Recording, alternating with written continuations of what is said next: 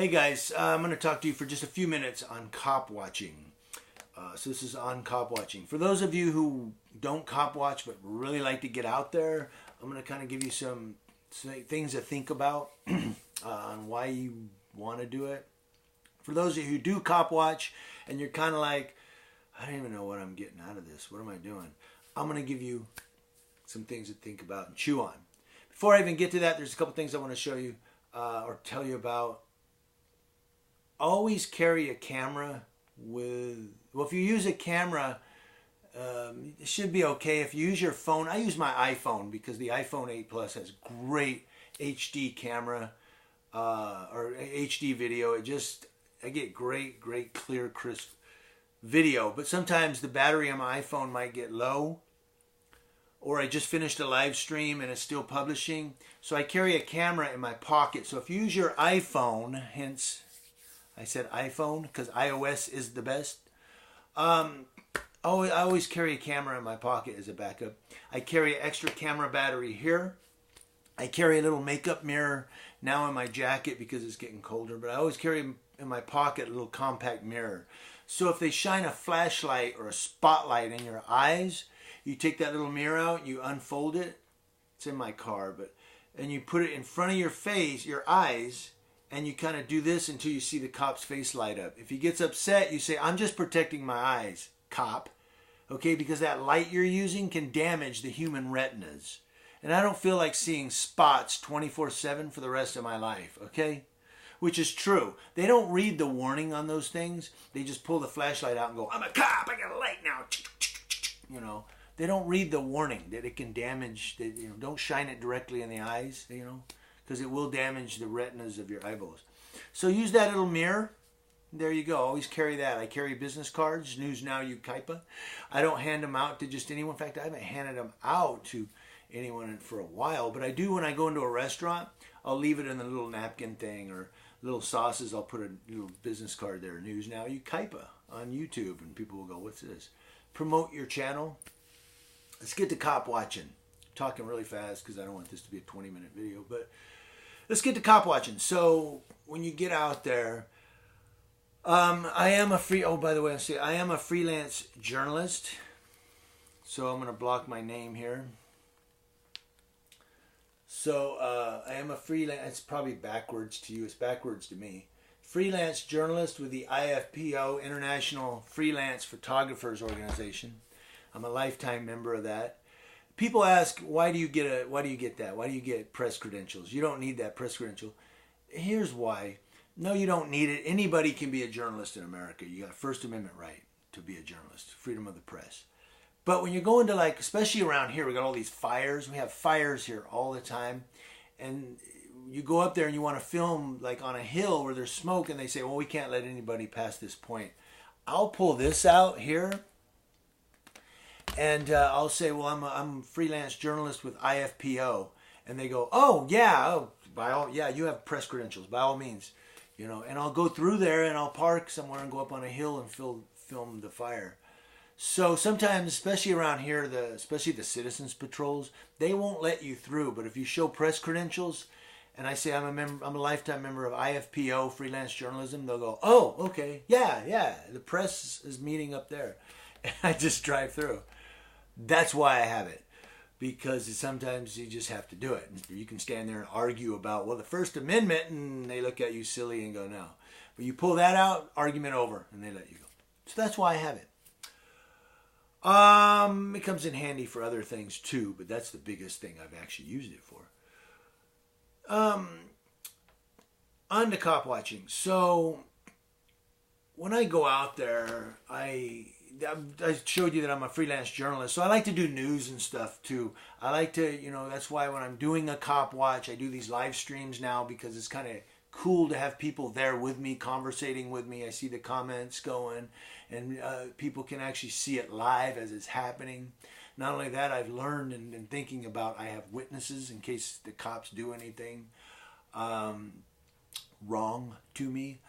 But also, and then you just click, done, and let it publish and lock your phone and go, well, it's live now, it's up, But that's why I do narrations and stuff, because I just like the journalism part of this. I really, really do, and that's why if there's a car accident or a rollover, you'll see me go to that and film that too, as well as cop watching. That's why, because it just I like the journalism aspect of it. You know, I like to. I'm trying to remember all the stuff I wanted to talk to you guys about, but that's why I do. I like the journalism aspect, freelance journalism. I was going to say something else and went through out of my 50-plus-year-old head. Well, so why cop watch? So the activism part. Let's get to that too. I was going to say. Here's what I was going to say also. So I like the journalism part, but also I was going to say I have been to police academies before. I've attended 2 police academies, Texas and California. Someone asked why I didn't become a cop. Well, when I went to Texas, my father had already died, and I was in the Army there at Fort Hood. And I went through the police academy, kind of like night school, through the college. They paid for it. And my mother started having kidney issues, like really bad kidney problems. And I didn't want to be a cop in Texas and get that call at 1 a.m, mom's in the hospital. So when I got out of the Army, I just came back to California. I didn't become a cop in Texas for that reason. It was personal family issues.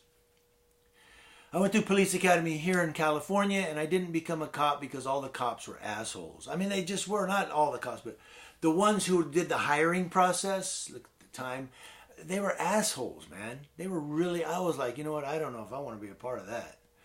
And wow, and one cop, oh my God. And then they made me go through this polygraph test, which, let me tell you something, it's a polygraph. It's not a lie detector.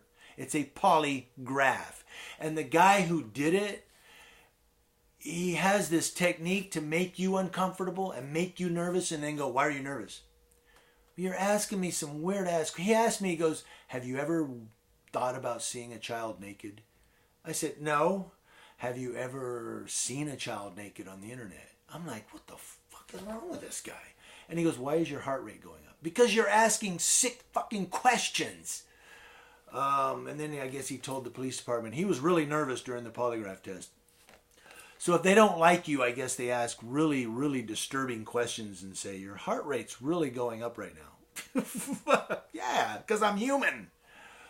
That's why I didn't want to be a cop in California. I said, you know what? I'm done with it. I'm not doing any more interviews. I'm not doing any more polygraph tests.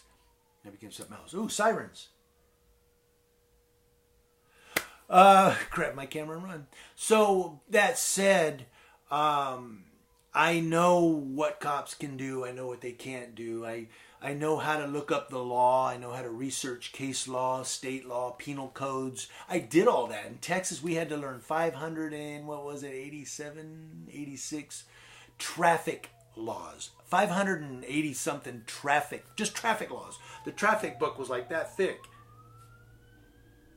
Can you guys hear that? It's a fire station, fire department.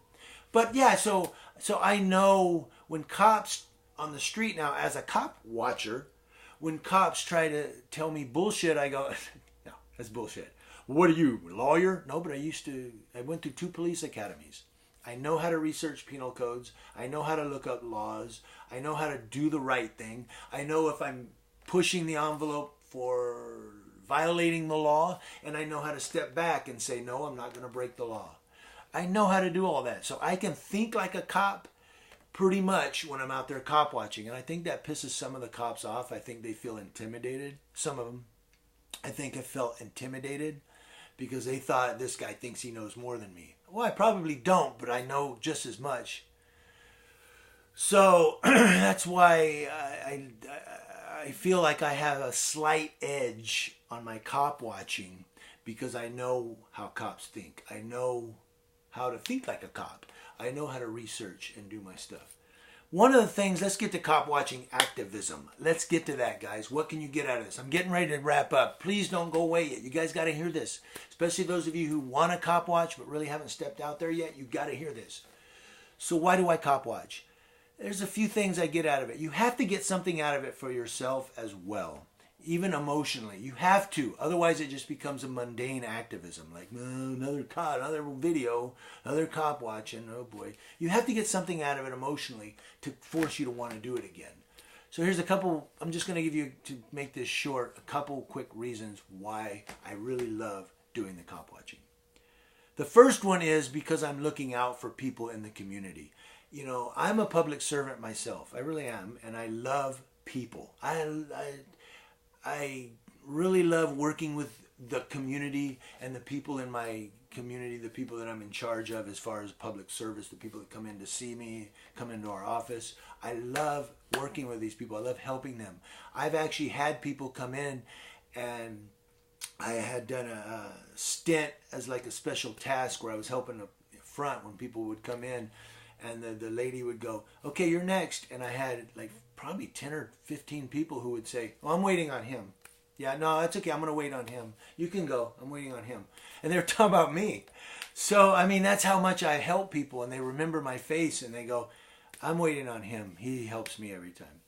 So that said, I know if a cop isn't giving good customer service. I know if a cop is giving bad customer service, even as a cop. And I understand, look, I understand there's criminals out there that want to resist arrest and want to fight the cops. And you know what? I don't back them either. You know, accountability is a two-way street.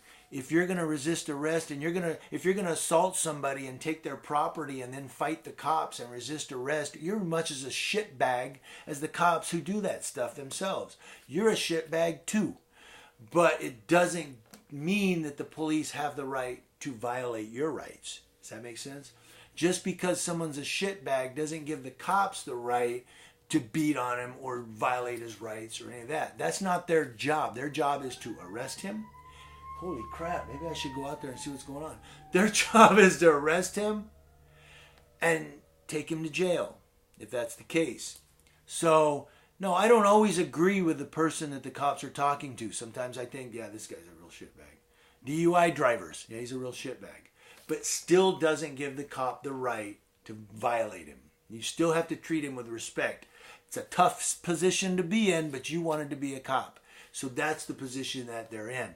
So that's why I filmed them. But I'm saying is I'm really happy when I'm able to ensure that somebody is treated with respect because there's a camera there. I'll give you an example. Last night I'm filming. A cop had done a traffic stop. He saw me filming. He saw my camera. He walked up. He goes, sir, can you get out of the car? I go, oh, he's getting out of the car. And he goes, come back here. I'm going to show you why I pulled you over. See how your taillight's out? See, and you can't, or something about his taillight. And he goes, yeah, you have to get that. I'm just going to give you a warning tonight. You know why he did that? The camera. How many cops do you know ask people to get out and say, I'm going to show you why I pulled you over. Okay, let me show you. How many cops do that?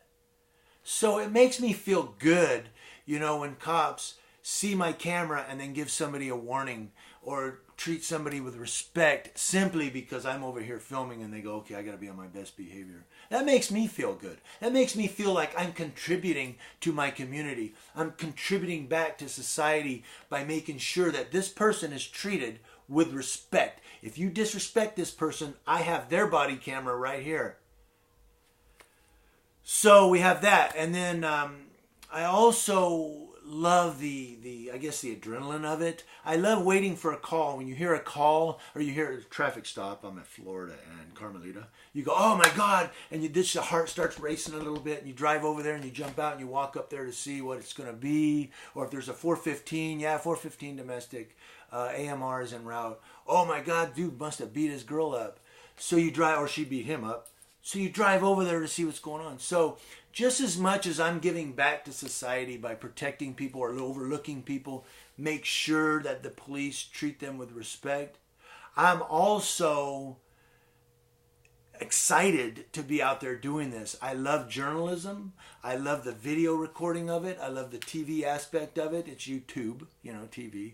But I love that aspect of it, having the camera and being able to be a journalist and you know, but I also love that I'm able to do this and give back to society and to community by making sure the police treat them with respect.